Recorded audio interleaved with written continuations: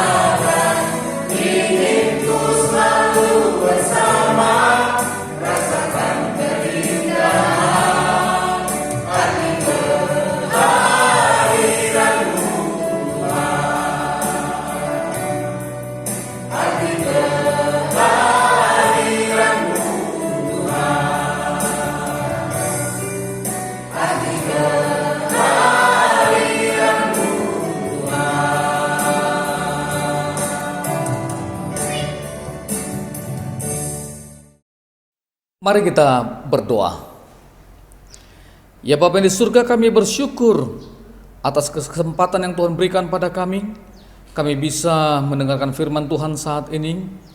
Karena itu Bapa yang di surga, hadirlah, berbicaralah kepada kami, sebab kami siap untuk mendengarkannya. Dalam Yesus kami berdoa. Amin. Pemirsa Mimbar Kristen Kementerian Agama dan saudara-saudari umat Kristen di seluruh Indonesia, Firman Tuhan hari ini saya baca dari Markus 10 ayat 35 sampai 45. Demikian firman Tuhan. Lalu Yakobus dan Yohanes anak Zebedeus mendekati Yesus dan berkata kepadanya, "Guru, kami harap supaya engkau kiranya mengabulkan suatu permintaan kami." Jawabnya kepada mereka, "Apa yang kamu kehendaki aku perbuat bagimu?" Lalu kata mereka, "Perkenankanlah kami duduk dalam kemuliaan-Mu kelak, yang seorang lagi di sebelah kananmu dan yang seorang di sebelah kirimu." Tetapi kata Yesus kepada mereka, "Kamu tidak tahu apa yang kamu minta. Dapatkah kamu meminum cawan yang harus kuminum dan dibaptis dengan baptisan yang harus kuterima?" Jawab mereka, "Kami dapat." Yesus berkata kepada mereka, "Memang kamu akan meminum cawan yang harus kuminum dan akan dibaptis dengan baptisan yang harus kuterima. Tetapi hal duduk di sebelah kananku atau di sebelah kiriku, aku tidak berhak memberikannya. Itu akan diberikan kepada orang-orang bagi siapa itu telah disediakan." Mendengar itu, ke-10 murid yang lain menjadi marah kepada Yakobus dan Yohanes. Tetapi Yesus memanggil mereka lalu berkata, "Kamu tahu bahwa mereka yang disebut pemerintah bangsa-bangsa memerintah rakyatnya dengan tangan besi, dan pembesar-pembesarnya menjalankan kuasanya dengan keras atas mereka. Tidaklah demikian di antara kamu. Barang siapa ingin menjadi besar di antara kamu, hendaklah ia menjadi pelayanmu. Dan barang siapa ingin menjadi yang terkemuka di antara kamu, hendaklah ia menjadi hamba untuk semuanya. Karena Anak Manusia juga datang bukan untuk dilayani, melainkan untuk melayani dan untuk memberikan nyawanya menjadi tebusan bagi banyak orang." Demikian pembacaan firman Tuhan. Yang menjadi topik pada kita melalui firman Tuhan hari ini, menjadi besar karena melayani. Saudara yang terkasih, percakapan mengenai posisi atau kedudukan ternyata bukanlah hal yang baru di dunia ini. Tentu hal ini dapat kita pahami karena sejak zaman dahulu sudah ada struktur dalam masyarakat, baik itu secara sederhana ataupun yang lebih kompleks. Selalu ada yang menjadi pemimpin di dalam komunitas manapun itu. Ternyata kedudukan seseorang menjadi pemimpin semakin lama menjadi perhatian dan akhirnya menjadi percakapan yang hangat. Ada pemahaman bahwa menjadi orang terkemuka atau menjadi pemimpin itu berarti menjadi orang yang terhormat, yang memiliki kekuasaan dan pasti dikenal. Ketika kita mendefinisikan seperti itu, kita bisa melupakan bahwa menjadi pemimpin itu berarti mempunyai tanggung jawab yang lebih berat dan mempunyai tugas yang tingkat kesulitannya juga lebih tinggi karena berkaitan dengan kebijakan atau keputusan yang menyangkut hidup lebih banyak orang. Dalam firman Tuhan hari ini, memang Yohanes dan Yakobus tidak meminta menggantikan posisi sang guru, tetapi meminta posisi di sebelah kanan dan di sebelah kiri yang bermakna mempunyai otoritas yang lebih dari yang lain. Tentu hal ini membuat murid-murid yang lain menjadi marah, seolah-olah mereka tidak mempunyai tempat atau posisi yang sama dengan kedua murid itu. Apa jawaban Tuhan Yesus? Tuhan Yesus merespon permintaan kedua murid itu dan juga memberi jawaban terhadap kemarahan para murid yang lain. Inilah yang menjadi perenungan bagi kita, karena kita adalah pemimpin, baik di keluarga atau di komunitas yang kecil atau bahkan di perusahaan yang besar. Dan ini menjadi perenungan bagi kita, khususnya bagi kita yang akan menghadapi pilkada atau yang akan melakukan sidang sinode atau yang sedang melakukan pemilihan ketua RT atau pemilihan ketua kelas dan seterusnya. Sekaligus juga ini menjadi perenungan bagi orang-orang di sekitar kita agar mereka juga tidak salah atau tidak keliru memahami kepemimpinan itu. Yang pertama, Tuhan Yesus menanyakan komitmen. Dapatkah kamu meminum cawan? Dapatkah kamu dibaptis seperti yang akan aku terima? Mereka menjawab, kami dapat. Ini adalah pengakuan atau komitmen untuk siap menanggung resiko.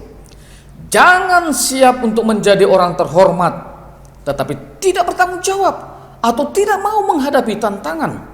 Menjadi orang terkemuka itu berarti tidak lari ketika menghadapi tantangan dan juga tidak mencari kambing hitam ketika ada persoalan. Karena kita tahu bahwa itu adalah konsekuensi dari posisi yang kita jalani. Komitmen ini adalah hal yang penting dalam menjalankan panggilan sebagai pemimpin.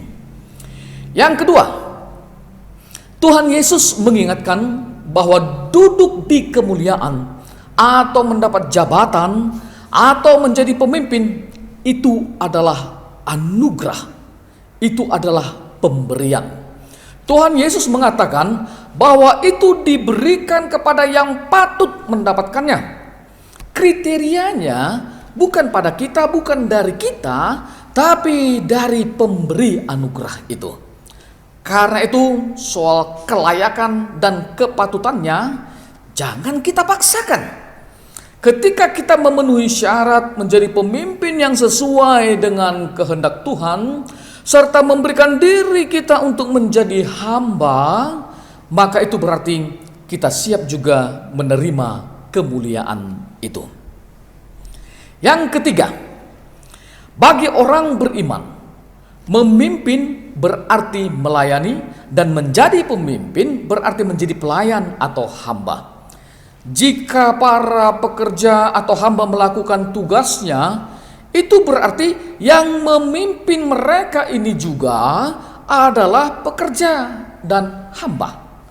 Tuhan Yesus mengingatkan bahwa dalam kerajaan Allah, seorang pemimpin tidaklah bersikap seperti pemimpin yang ada di dunia ini, yang menggunakan kuasa serta otoritas yang ada padanya untuk kepentingan pribadinya, dan tidak menganggap orang lain lebih rendah.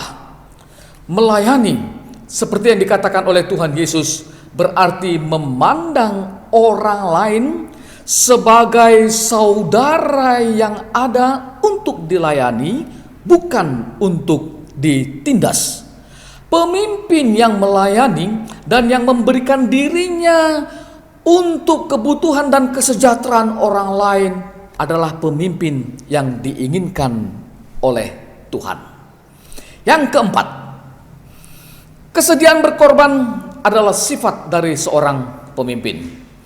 Ketika seseorang rela menjadi pemimpin, maka dia juga akan memberikan dirinya secara utuh untuk membela umatnya atau anggotanya. Pengorbanan itu tentu adalah pengorbanan yang sempurna, yang utuh, tidak setengah-setengah. Tuhan Yesus sudah memberikan teladan bagi kita untuk bisa kita ikuti, meskipun dengan konteks dan cara yang berbeda. Tidak mementingkan diri sendiri, tidak menyelamatkan diri sendiri, tetapi memberi diri untuk orang lain, memberi waktu untuk orang lain, memberi tenaga dan pikiran serta apa yang kita punya, bahkan memberi nyawa sekalipun untuk orang lain adalah bukti pengorbanan seorang pemimpin. Inilah nilai yang diberikan oleh Tuhan Yesus kepada kita untuk kita praktekkan dalam kehidupan kita sehari-hari sebagai pemimpin di komunitas kita. Orang percaya tidak berorientasi pada kedudukan atau kemuliaan, tetapi dia berorientasi kepada pemberian diri dan melayani orang lain, karena kesempatan untuk melayani itu datang dari Tuhan. Melayani akan membuat kita menjadi besar dan terkemuka. Kiranya kehadiran orang beriman di negara tercinta Republik Indonesia ini dapat memberikan warna yang indah yang lebih baik lagi untuk membawa bangsa kita ke arah yang lebih baik. Amin. Marilah kita bersatu dalam doa. Terpujilah Tuhan Allah Bapa kami di dalam Kristus Yesus, atas segala berkat yang dapat kami nikmati hingga pada saat ini. Engkau melindungi kami hingga kami dapat melaksanakan berbagai aktivitas kami hingga pada hari ini. Bahkan pada saat yang indah ini dalam ibadah kami membawa ke hadapan-Mu ya Tuhan. Kami berdoa untuk Bapak Presiden kami, Bapak Jokowi, dan Bapak Wakil Presiden kami, Bapak Ma'ruf Amin. Kiranya Tuhan yang melindungi dan menuntun mereka dalam mengemban tugas sebagai pemimpin di negara kami ini. Berilah hikmat untuk dapat mensejahterakan rakyat, dan Engkaulah yang menjagai melindungi mereka, sehingga mereka terhindar dari COVID-19 di dalam melaksanakan tugas panggilan mereka. Kami juga berdoa untuk Bapak Menteri Agama, Fahrul Razi, yang sedang dalam masa pemulihan. Kiranya Tuhan juga yang memberkati melalui perawatan dan obat yang dikonsumsi, memberi kesembuhan yang sempurna dan total, sehingga beliau dapat melanjutkan tugas di negara ini. Tuntunlah ya Bapa pemerintah kami, dari pusat hingga ke daerah, terlebih dalam penanganan COVID-19. Tuhan melindungi dan menyertai para medis, dokter, perawat, supaya tetap kuat dan semangat dalam melayani pasien. Kiranya Tuhan yang mengetuk hati setiap kami masyarakat Indonesia untuk memiliki kesadaran supaya kami dapat taat melaksanakan protokol kesehatan dalam kehidupan kami sehari-hari. Kami juga berdoa untuk keadaan negara kami ini, terlebih pada masa ini, masa-masa kampanye menjelang pemilihan kepala daerah di tengah-tengah kami. Tuhan yang memberikan keamanan, kedamaian, dan kami berharap pada masa pilkada 9 Desember yang akan datang, terpilih pemimpin yang dapat melayani kami masyarakat dan juga yang takut akan Tuhan. Untuk saat ini kami juga berdoa untuk gereja-gereja Tuhan di Indonesia. Biarlah Engkau yang memberkati setiap hamba-hamba-Mu yang melayani, dan juga jemaat Tuhan, agar kami dapat menunjukkan garam dan terang dunia dimanapun kami berada. Terlebih ya Tuhan, dalam persiapan setiap gereja-gereja Tuhan, dalam mempersiapkan periode kepemimpinan di tengah-tengah jemaat Tuhan. Bila Engkau menuntun setiap hamba-hamba-Mu menjalankan tugas panggilan kami masing-masing, baik di kota maupun di desa, untuk melayani jemaat Tuhan. Terpujilah Engkau ya Bapa, jadilah kehendak-Mu, ampunilah dosa-dosa kami, karena kami datang dalam Kristus Yesus Tuhan kami. Amin.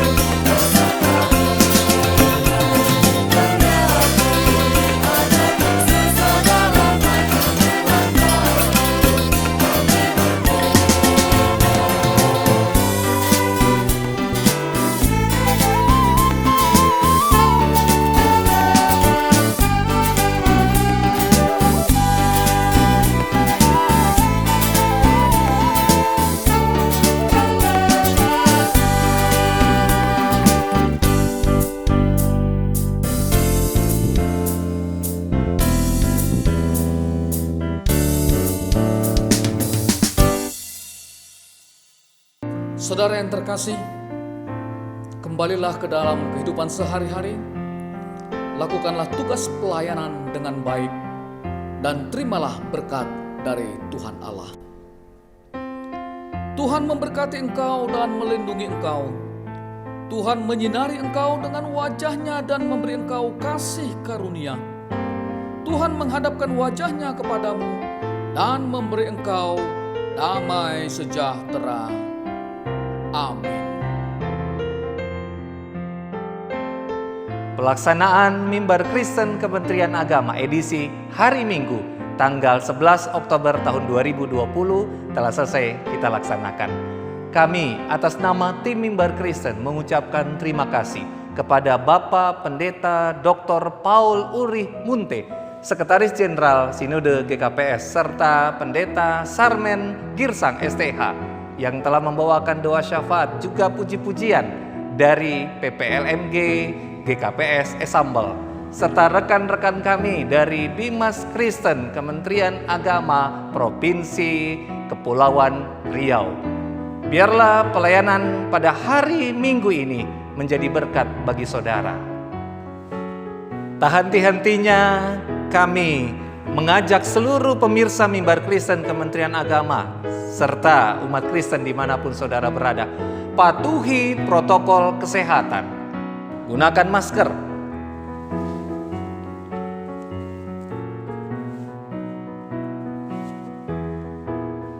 mencuci tangan dengan air mengalir menggunakan sabun atau dengan hand sanitizer